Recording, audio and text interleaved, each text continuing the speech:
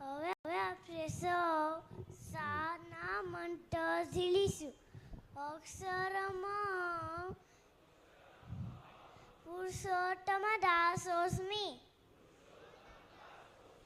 અક્ષર એવું હું પુરુષોત્તમનો દાસ છું. અક્ષરમાં પુરુષોત્તમ દાસોસ્મિ. અક્ષર એવું હું પુરુષોત્તમનો દાસ છું. હવે આપણે હાથ જોડીને કટગંધે પ્રાર્થનામાં જોડાઈશું.